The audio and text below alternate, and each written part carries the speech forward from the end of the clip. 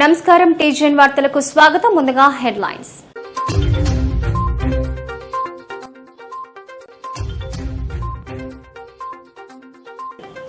హైదరాబాద్ ప్రధానమంత్రి నరేంద్ర మోదీ ప్రధానికి ఘన స్వాగతం పలికిన తెలంగాణ బీజేపీ నేతలు.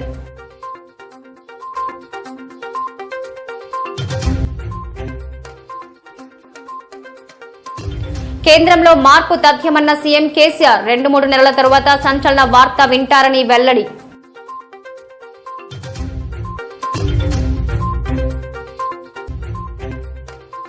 అమీర్పేట్లోని 50 పడకల ఆసుపత్రిని సందర్శించిన మంత్రులు హరీష్, తలసాని ప్రజలకు అందుబాటులోకి అన్ని రకాల ప్రభుత్వ వైద్య సేవలున్నాయని వెల్లడి.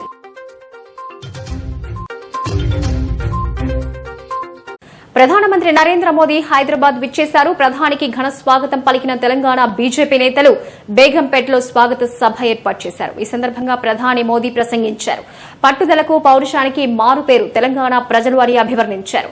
ఒక ఆశయం కోసం వేలాది మంది ప్రాణత్యాగం చేశారని కీర్తించారు. ఏ ఒక్క కుటుంబం కోసమో తెలంగాణ పోరాటం జరగడం లేదని పేర్కొన్నారు. ఒక కుటుంబ పాలనలో తెలంగాణ బందీ అయిందని మోదీ వ్యాఖ్యానించారు. ఆ కుటుంబం అధికారంలో ఉండి దోచుకోవాలని ప్రయత్నిస్తోందని ఆరోపించారు. కుటుంబ పార్టీ స్వలాభం ఎలా ఉంటుందో ప్రజలు చూస్తున్నారన్నారు. పేదల సమస్యలు ఆ కుటుంబ పార్టీకి పట్టవని విమర్శించారు. తెలంగాణ అమరుల ఆశయాలు నెరవేరడం లేదని, యువత ఆకాంక్షలను సర్కారు పట్టించుకోవడం లేదని పేర్కొన్నారు. కుటుంబ దోపిడీకి తెలంగాణ బలవుతుందని మోదీ ఆవేదన వ్యక్తం చేశారు. ఆఖరికి ప్రభుత్వ పథకాల విషయంలోనూ రాజకీయాలు చేస్తున్నారని, కేంద్ర పథకాల పేర్లు మార్చి తెలంగాణలో అమలు చేస్తున్నారని ఆరోపించారు. పథకాల్లో రాజకీయాలు చేస్తే ప్రజలు నష్టపోతారని తెలిపారు. కేంద్ర పథకాల పేర్లు మార్చినా ప్రజల మనసుల్లోంచి తమ పేర్లను తుడిచివేయలేరని స్పష్టం చేశారు. తెలంగాణలో మార్పు తథ్యమని ధీమా వ్యక్తం చేశారు. ఇటీవలి జరిగిన ఎన్నికల ఫలితాలు ఆ దిశగా స్పష్టమైన సంకేతాలిస్తున్నాయని పేర్కొన్నారు. తెలంగాణలో కొత్త చరిత్ర సృష్టిస్తామని, జెండా ఎగురవేస్తామనే విశ్వాసం వెలిబుచ్చారు. టీఆర్ఎస్ జూట్నే వాలే, బీజేపీ జీత్నే వాలే అంటూ నినదించారు. తెలంగాణను ఉన్నత స్థాయికి తీసుకువెళ్లాలనేది తమ ఆకాంక్ష అని వెల్లడించారు. తమ పోరాటం తెలంగాణ అభివృద్ది కోసమని మోదీ ఉద్ఘాటించారు.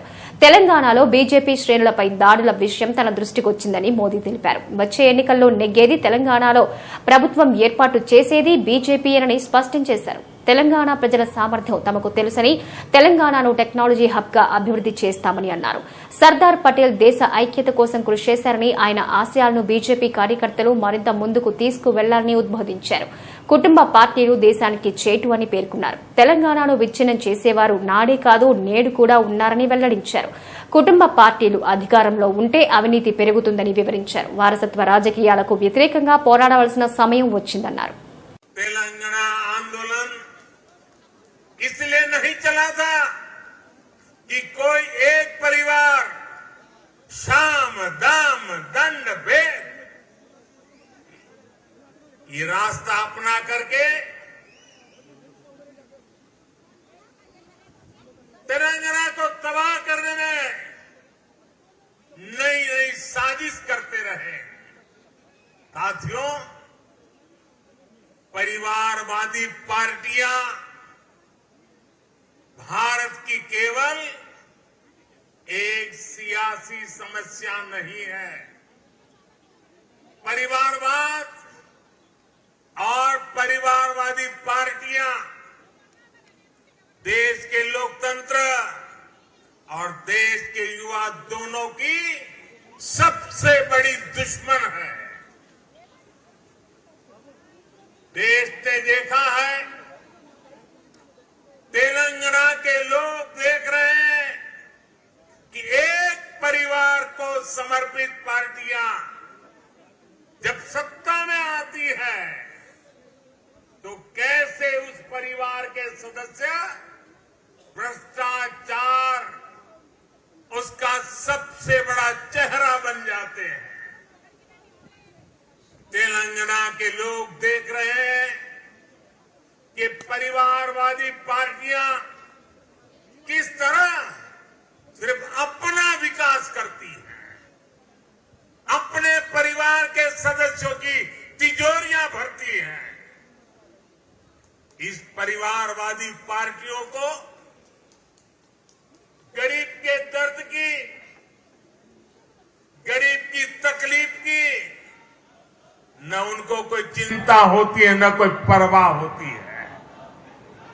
इनकी राजनीति सिर्फ इस बात पर केंद्रित होती है, एक परिवार लगातार किसी भी तरह सत्ता पर कब्जा करके लूट सके तो लूटता रहे।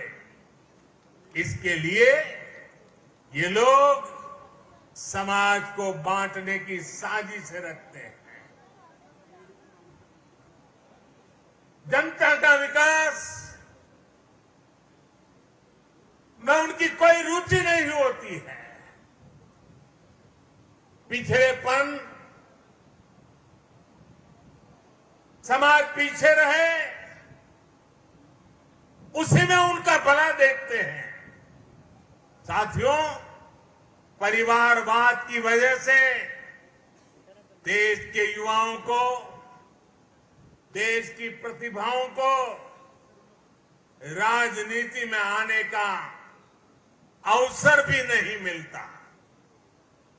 परिवारवाद उनके हर सपनों को कुचलता है। उनके लिए हर दरवाजे దేశంలో 36,000 ఆలయాలు ధ్వంసం చేసి మసీదులను కట్టారు. ఏ మసీదు తవ్వినా శివలింగాలు బయటపడుతున్నాయి. కాశీలో మసీదులోనూ ఇదే జరిగింది.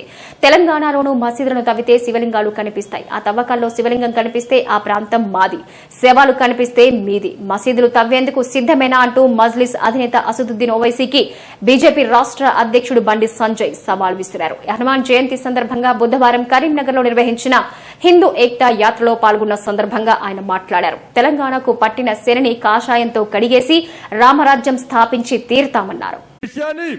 ఇలా రజాకర్ ఫైల్స్ ద్వారా మీకు కను విప్పు కలిగే విధంగా చేస్తున్నాం. ఔరంగజేబును సందర్శించే మూర్ఖుడు రాయి తెలంగాణ రాష్ట్రంలో ఉన్నాడు.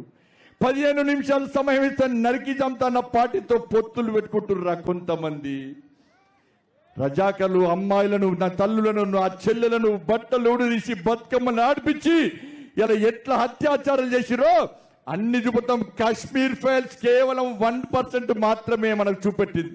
కేవలం 1% మాత్రమే కాశ్మీర్ ఫైల్స్ ద్వారా చూపెట్టింది. ఇలా రజాకర్ ఫైల్స్ ను ఈ తెలంగాణ రాష్ట్రంలో ఏ విధంగా రజాకారులు హిందూ సమాజాన్ని నానా గోసపెట్టి ఏ విధంగా ఇబ్బంది పెట్టిరో రజాకర్ ఫైల్స్ ద్వారా తప్పకుండా చూపెడతాం. ఇలా ఈ తెలంగాణ రాష్ట్రాన్ని ఏల్తున్న పాలకులకు తప్పకుండా కనువిప్పగలుగుతాం. తప్పకుండా రావాల్సిందన్న రామరాజ్యం. ఈ తెలంగాణలో రామరాజ్యం వస్తే ఉర్దూను శాశ్వతంగా నిషేధిస్తాం. దేశంలో ఎక్కడ బాంబు దాడులు జరిగినా ఇలా మదర్సాల కేంద్రంగా మదర్సాలన్నీ కూడా ఉగ్రవాదులకు శిక్షణ తరగతులుగా, శిక్షణ కేంద్రాలుగా ఇలా మదర్సాలు ఉంటున్న విషయాన్ని గుర్తుంచండి. ఈ మదర్సాలకు ప్రభుత్వాలు స్కాలర్షిప్లు ఇస్తూ, స్టైఫండ్లు ఇస్తూ, జీతాలు ఇస్తూ, కంప్యూటర్లు ఇస్తూ ఇంకా ఉగ్రవాదాన్ని పెంచి పోషిస్తుంది. కాబట్టి ఈ తెలంగాణలో రామరాజ్యం వచ్చినాక ఒక్క మదర్సా లేకుండా ఈ తెలంగాణ నుంచి శాశ్వతంగా మదర్సాలను నిషేధిస్తాం. ఇవాళ హిందూ ధర్మం కోసం పనిచేసే సంస్థలను తప్పకుండా ఇస్తాం. మైనార్టీ రిజర్వేషన్లను ఎట్టి పరిస్థితుల్లో రామరాజ్యం వచ్చిన తర్వాత పూర్తిగా తుడిచిపెడతాం. మైనార్టీలకు ఇచ్చే రిజర్వేషన్లను ఎస్సీ, ఎస్టీ, బీసీలతో పాటు అగ్రవర్ణాల్లో ఉన్న పేదలను ఆదుకునే విధంగా మైనార్టీ రిజర్వేషన్ రద్దు చేసి హిందూ రిజర్వేషన్ పక్కా తీసుకొస్తాం. ఈ తెలంగాణ రాష్ట్రంలో పక్కా అమలు చేస్తాం. ఇలా అనేక మంది హిందూ ముస్లిం మహిళలు త్రిపుల్ తలాక్ వల్ల ఎట్లా ఇబ్బంది పడుతున్నారో, త్రిపుల్ తలాక్ వల్ల ఇబ్బంది పడ్డ ముస్లిం మహిళలను, మా ముస్లిం మహిళల ఆడబిడ్డలను తప్పకుండా వాళ్లకు ఉపాధి కల్పిస్తాం. ఈ తెలంగాణ రాష్ట్రంలో రాక్షస రాజ్యం పోయి రామరాజ్యం వస్తే ఈ తెలంగాణను దేనికోసం సాధించుకోవడమో ఆ కలను సాకారం చేస్తాం. ఆ కలను సాకారం చేయాలంటే సాకారం కావాలంటే ఈ తెలంగాణ రాష్ట్రంలో ఉన్న హిందువు, ప్రతి హిందువు నేను హిందువునని గర్జిస్తూ గాండ్రిస్తూ జై భారత్ మాతాకి జై అంటూ, జై శ్రీరామ్ అంటూ, జై తెలంగాణ అంటూ సగర్వంగా తలెత్తుకొని తిరిగే పరిస్థితిని మనము తెచ్చుకోవాల్సిన అవసరం ఉంది. ఎవరో వచ్చి హిందూ సమాజాన్ని చులకన చేస్తే దయచేసి భరించద్దన్నా. ఒక్క బండి సంజయ్ కొట్లాడితే కాదన్నా, బండి సంజయ్కి మీరంతా అండగా ఉండండి. ప్రతి యువకుడు రావాలన్నా కేవలం సంవత్సరం కష్టపడండి. ఈ హిందూ ధర్మ రక్షణ కోసం ఇన్ని సంవత్సరాలుగా యుద్ధం చేస్తున్నాం, అనేక ఇబ్బందులు పడుతున్నాం. ఈ హిందూ ధర్మ రక్షణ కోసం 80% హిందువులే ఈ తెలంగాణ రాష్ట్రంలో ఇబ్బంది పడుతున్నామంటే అందరం తల దించుకోవాలన్నా. కరీంనగర్లో ఏడవేనా నా కరీంనగర్ చెప్తున్నానా, అందరూ గర్వంగా ఫీల్ అవుతున్నారన్నా. ఇలా నాకు పేరు వచ్చిందంటే మీకు పేరు వచ్చినట్టే, నాకు ఇంకా పలుకుబడి పెరిగిందంటే ఈ కరీంనగర్ జిల్లాకు పలుకుబడి పెరిగినట్టే. రాబోయే రోజుల్లో ఇంకా ఫలితాలు వస్తున్నాయంటే ఆ ఫలితాలు మీ ద్వారా వస్తున్నట్టే. కరీంనగర్ జిల్లాను మర్చిపోనారే, ఢిల్లీకి రాజైన తల్లికి కొడుకే. బండి సంజయ్ ఎంత ఎదిగినా కూడా ఈ కరీంనగర్ ఉమ్మర్ జిల్లాలో ఉన్న హిందువులకు ఒక పెద్దనగా, ఒక పెద్ద కొడుకుగా, ఏ హిందువుకు ఆపదొచ్చినా, ఏ హిందువుకు నష్టం వచ్చినా, కష్టం వచ్చినా ఆపద్ బాంధవుడిగా, హనుమంతుని వారసుడిగా, ఛత్రపతి శివాజీ మహారాజు వారసుడిగా మీకు ఎట్టి పరిస్థితుల్లో నా ప్రాణాలు చివరి ప్రాణం ఉన్నంత వరకు కూడా, చివరి కొన ఊపిరి ఉన్నంత వరకు కూడా ఈ కరీంనగర్ జిల్లాలో ఉన్న హిందూ సమాజానికి, ఈ తెలంగాణ రాష్ట్రంలో ఉన్న హిందువులను ఏకతాటిపైకి తీసుకురావడానికి కోసం చివరి రక్తపు బొట్టు వరకు దార వస్తానని చెప్పి ఈ పవిత్రమైన, ఈ శక్తివంతమైన హనుమాన్ జయంతి సందర్భంగా నా మనస్ఫూర్తిగా నేను ప్రమాణం చేస్తున్నాను. నమ్మండి, అవాకుడు చవాకుడు నా మీద విసరగండానా, నన్ను విమర్శించకుండా నేను ధర్మం కోసం పనిచేస్తా, నిజాయితీగా పనిచేస్తున్నా. ఐఎస్బీ ఒక మైలురాయిని దాటిందని ప్రధాని మోదీ కొనియాడారు. ఐఎస్బీ విద్యార్థులు దేశానికి గర్వకారణమని ప్రశంసలు కురిపించారు. 20 ఏళ్ల వసంతాలను ఐఎస్బీ పూర్తి జరుపుకుంటోందని, 2001లో నాటి ప్రధాని వాజ్పేయి ఐఎస్బీని ప్రారంభించారని తెలిపారు. నేడు ఆసియాలోనే ఐఎస్బీ టాప్ బిజినెస్ స్కూల్ అని మోదీ పొగడ్తలు కురిపించారు. ఐఎస్బీ 20వ వార్షికోత్సవంలో మోదీ పాల్గొన్నారు. ఈ సందర్భంగా మోదీ మాట్లాడుతూ ఐఎస్బీ నుంచి ఇప్పటి వరకు 50,000 మంది బయటకు వెళ్లారని తెలిపారు. साथियों, बीते 8 साल की तुलना अगर आप उसके पहले के 3 दशक से करेंगे तो एक बात जरूर नोट करेंगे, हमारे देश में रिफॉर्म्स की जरूरत तो हमेशा से महसूस की जाती रही थी, लेकिन पॉलिटिकल विल पावर की हमेशा कमी रहती थी. पिछले 3 दशकों में लगातार बनी रही राजनीतिक अस्थिरता के कारण देश ने लंबे समय तक पॉलिटिकल विल पावर की कमी देखी.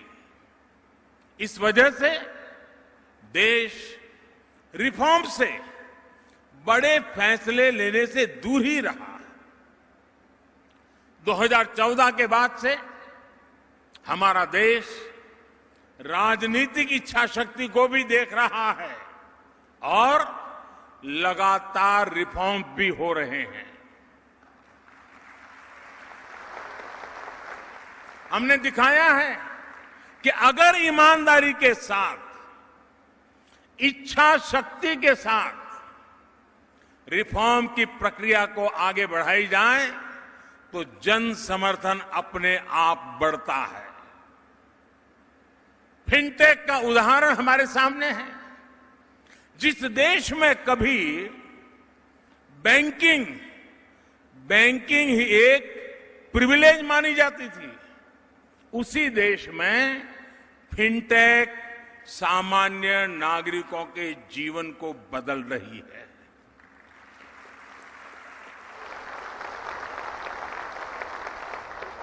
जहां कभी बैंकों के प्रति भरोसा कायम करने के लिए बहुत सारी मेहनत करनी पड़ती थी, वहां अब दुनिया की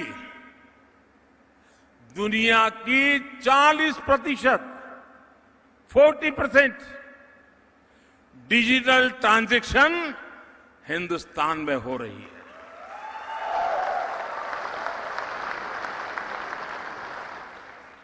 हमारे हेल्थ सेक्टर को भी ये माना जाता था कि किसी बड़ी चुनौती को रिस्पॉन्ड नहीं कर पाएगा, लेकिन हेल्थ सेक्टर में रिफॉर्म की देश की इच्छा शक्ति का परिणाम हमने 100 साल की सबसे बड़ी महामारी के दौरान अनुभव किया है।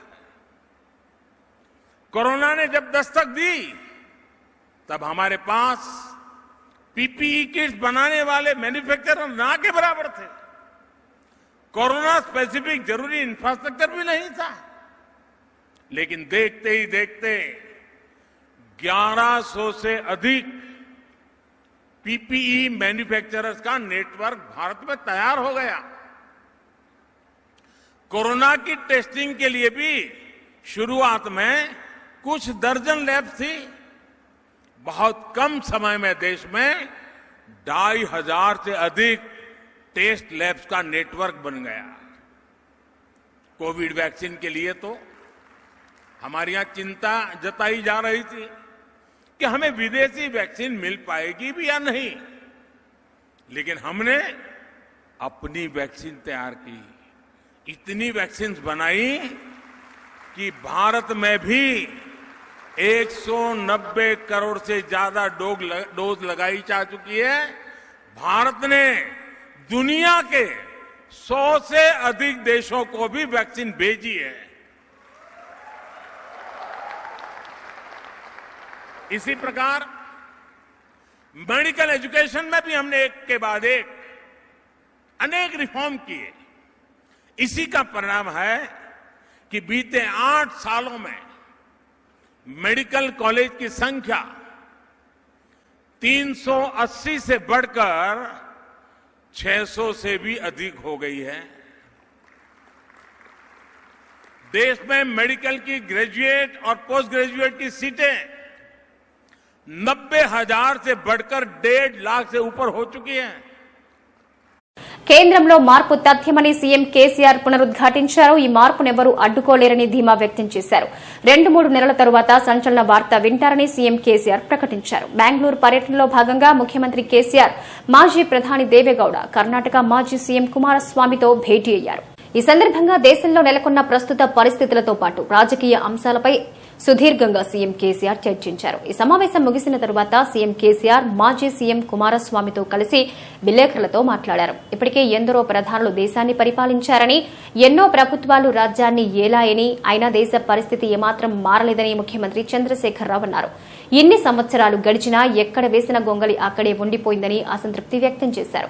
భారత్ కంటే తక్కువ జీడీపీ ఉన్న చైనా ఇప్పుడు ఆర్థికంగా ప్రపంచాన్ని శాసిస్తోందన్నారు. మోదీ ప్రభుత్వం మాత్రం $5 ట్రిలియన్ బిజినెస్ అంటూ ప్రచారం చేస్తోందని, ఇది దేశానికే అవమానమని అన్నారు. నిజంగా మనసు పెట్టి అభివృద్ది చేస్తే అమెరికా కంటే ఆర్థికంగా మనమే ఫస్ట్ ప్లేస్ లో ఉంటామని కేసీఆర్ ప్రకటించారు. ప్రస్తుతం దేశంలో స్వతంత్ర భారత అమృతోత్సవాలు జరుపుకుంటున్నామని, అయినా కరెంటు కోసం, మంచినీళ్ల కోసం, సాగునీటి కోసం ఇంకా అల్లాడుతూనే ఉందని సీఎం కేసీఆర్ ఆవేదన వ్యక్తం చేశారు.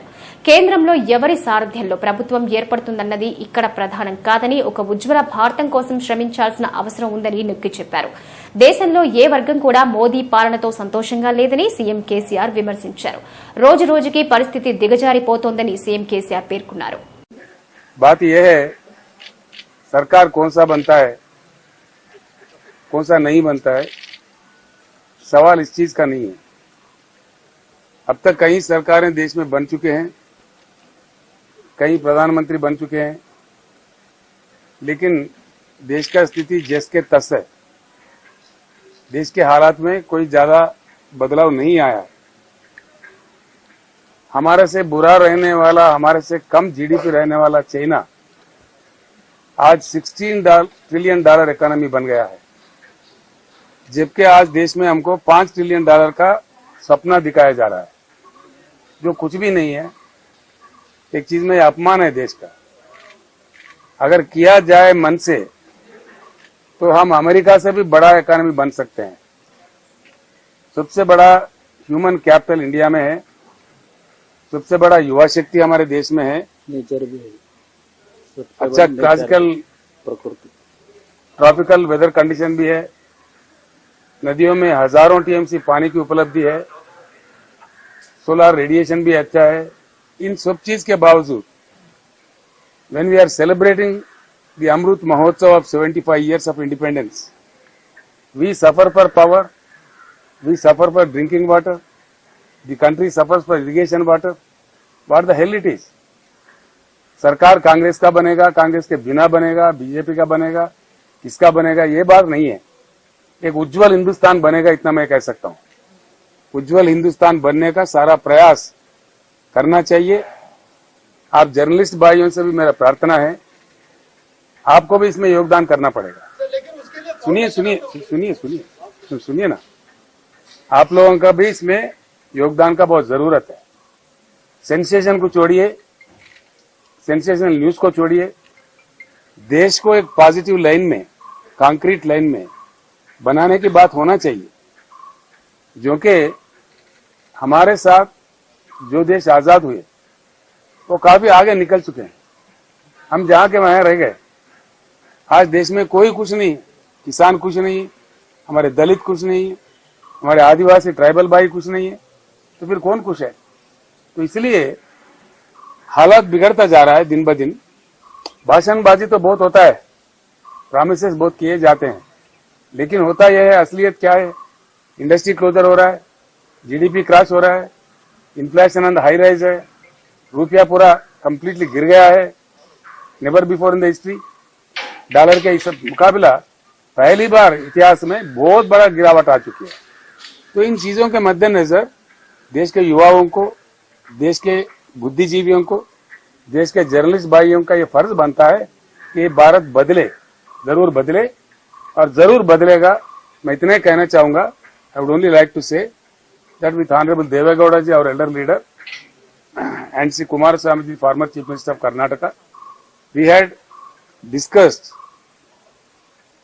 everything regarding the national politics, regarding the Karnataka politics.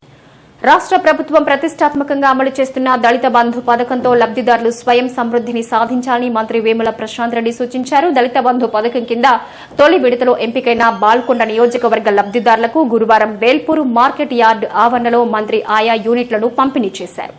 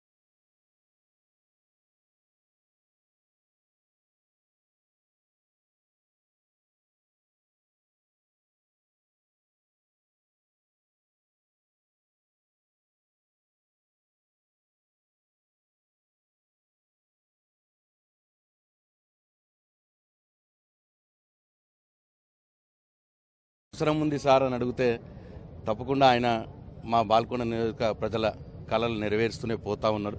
ఇవాళ ఈ 100 పడకల ఆసుపత్రి విషయం కావచ్చు, అంటే బాల్కొండ నియోజకవర్గం మొత్తం కూడా గ్రామీణ ప్రాంతం. ఈ గ్రామీణ ప్రాంతం ఉన్న నియోజకవర్గంలో 100 పడకల ఆసుపత్రి కావాలని చెప్పి ముఖ్యమంత్రి గారిని అడగడం జరిగింది. ఎందుకంటే పేదవారు తమ ఆరోగ్యం బాగలేకపోతే నిజామాబాద్కి ఇక్కడ నుంచి 50 కిలోమీటర్ల దూరం నిజామాబాద్ ప్రభుత్వ ఆసుపత్రిలో పోవాల్సిన పరిస్థితి ఉండేది.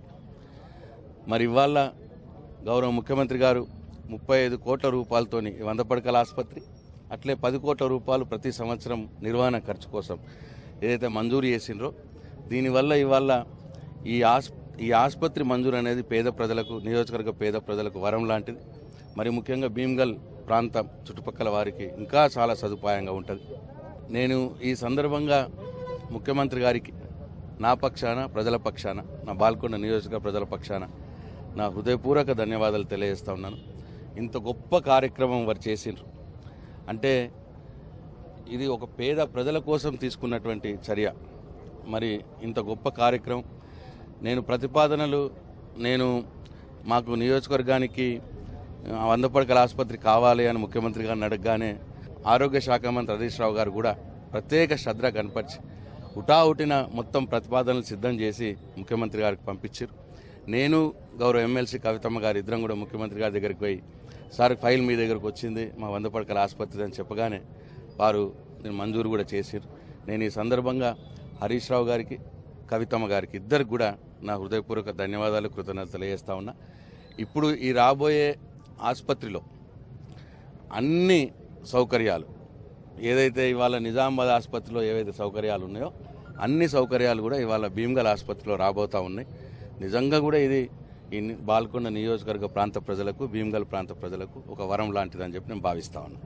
కార్పొరేట్ వైద్యం అందేది అంటే అందని ద్రాక్ష సార్. ఇప్పుడు ప్రతి నియోజకవర్గంలో తెలంగాణలో ఉంటుంది. అదేవిధంగా ప్రతి సంక్షేమ కార్యక్రమంలో కూడా తెలంగాణ ముందుంటుంది. సీఎం కేసీఆర్ గారి నాయకత్వం దేశంలో అవసరమని చెప్పి కూడా ఒక భావన వినిపిస్తుంది. దీని మీద ఇప్పటికే అన్ని రాజకీయ పార్టీలు వివిధ ముఖ్యమంత్రులు కూడా రాష్ట్రాల ముఖ్యమంత్రులు కోరుతున్నారు. దానిపై ఎట్లాంటి స్పందన? అంటే జనరల్గా ఏమైందంటే రాజకీయాలు ముఖ్యమంత్రి మీరు చరిత్రలో భారతదేశ చరిత్రలో ఏ రాష్ట్రంది తీసుకున్నా ఏ ముఖ్యమంత్రి తీసుకున్నా ఒక్కొక్క ముఖ్యమంత్రి ఒక్కొక్క రంగం మీద దృష్టి కనబరిచి ఆ రంగాన్ని ఎంచుకుంటారు. అది అభివృద్ధి చెందుతుంది.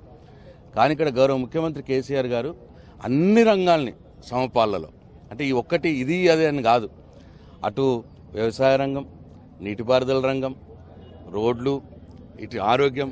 ఇప్పుడు నేను హాస్పిటల్ నిర్మాణం లాంటివి కావచ్చు, సూపర్ స్పెషాలిటీ హాస్పిటల్స్ కడుతున్నారు ఇవాళ హైదరాబాద్లో 4 సూపర్ స్పెషాలిటీ హాస్పిటల్స్.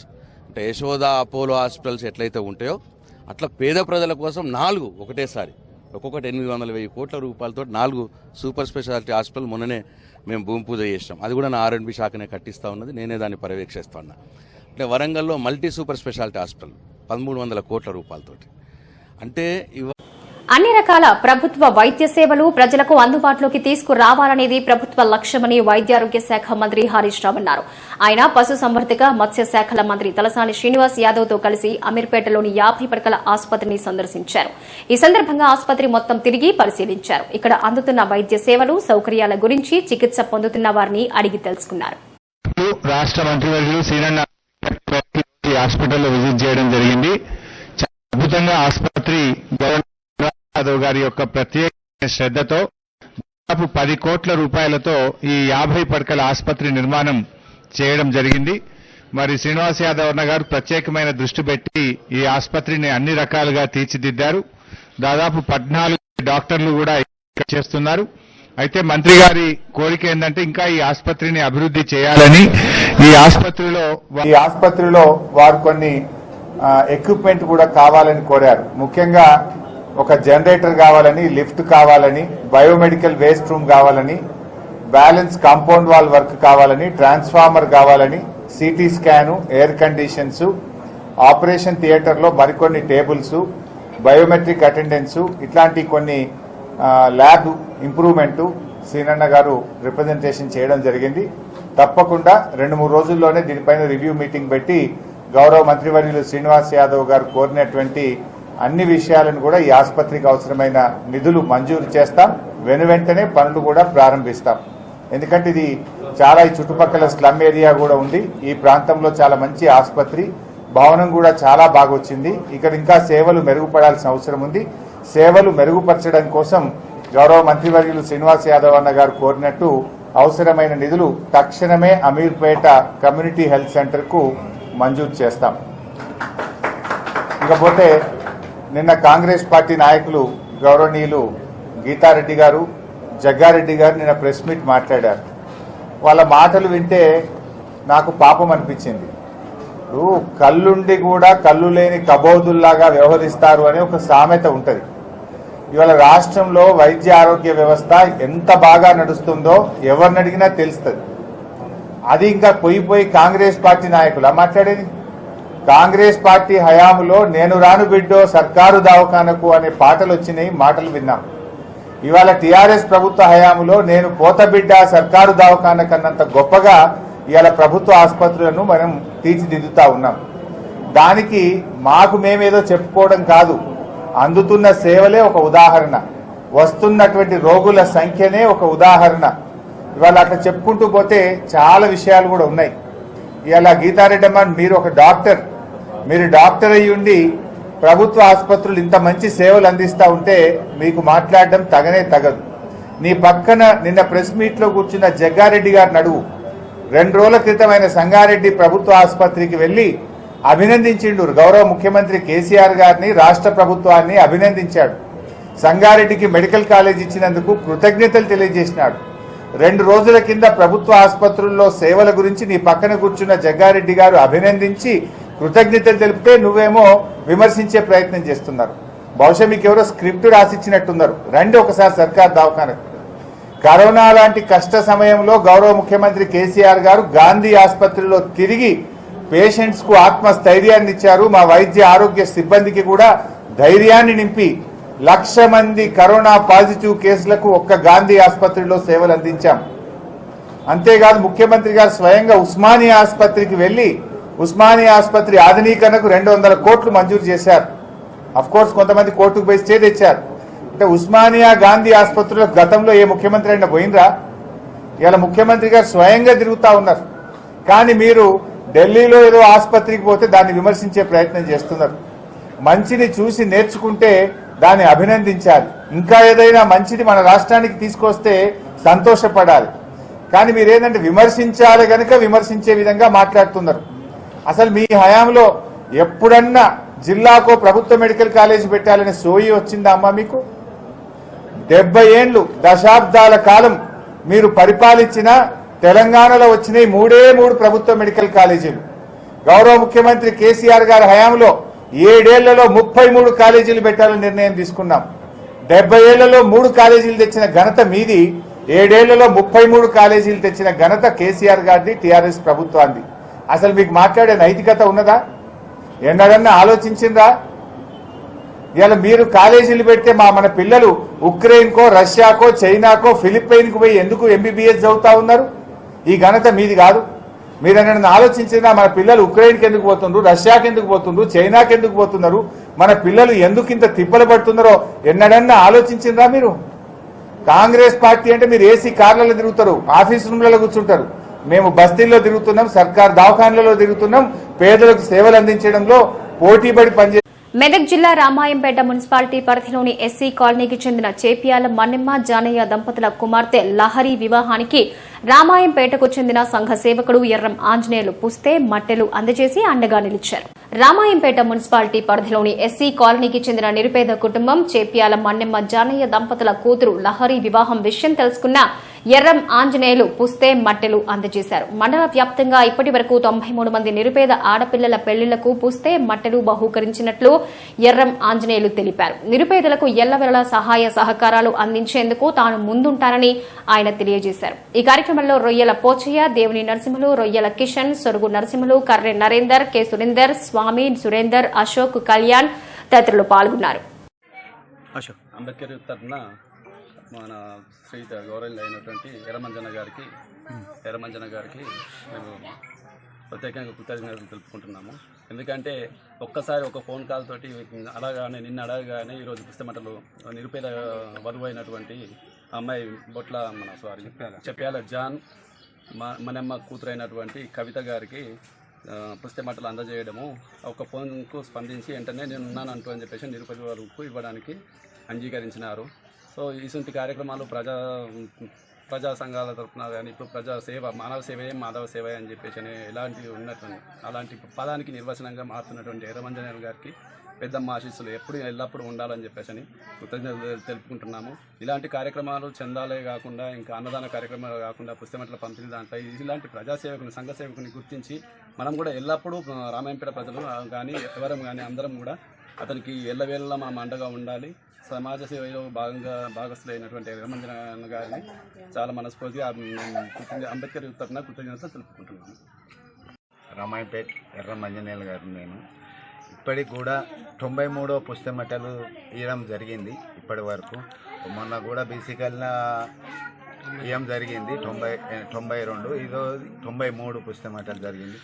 ఏదో సేవ వాళ్ళు మనల్ని అడుగుతారు, మనకు దేవుని కృపతోని మన తల్లిదండ్రి కృపతోని ఏదో కష్టపడి మనం పైకి వచ్చినాం.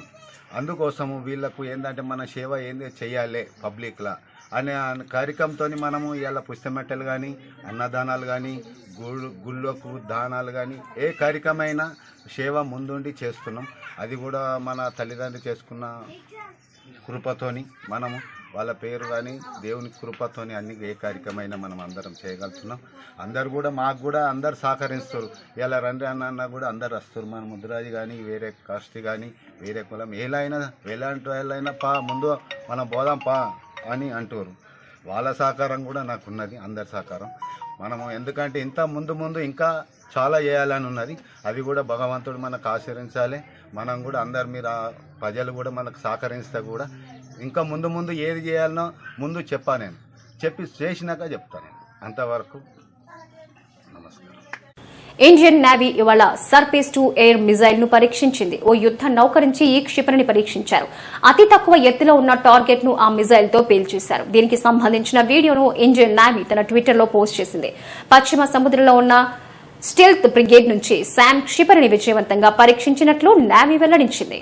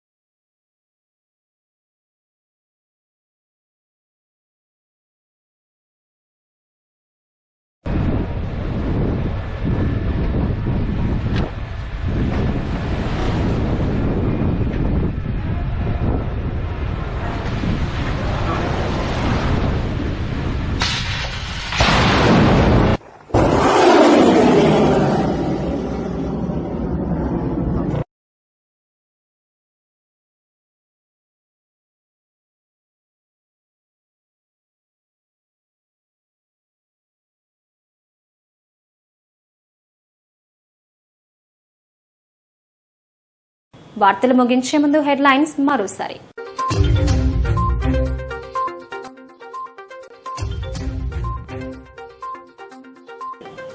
హైదరాబాద్ ప్రధానమంత్రి నరేంద్ర మోదీ ప్రధానికి ఘన స్వాగతం పలికిన తెలంగాణ బీజేపీ నేతలు.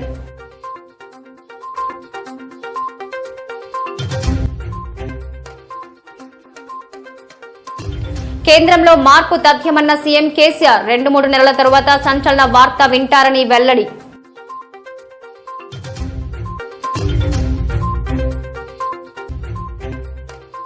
అమీర్పేట్లోని 50 పడకల ఆసుపత్రిని సందర్శించిన మంత్రులు హరీష్, తలసాని ప్రజలకు అందుబాటులోకి అన్ని రకాల ప్రభుత్వ వైద్య సేవలున్నాయని వెల్లడి.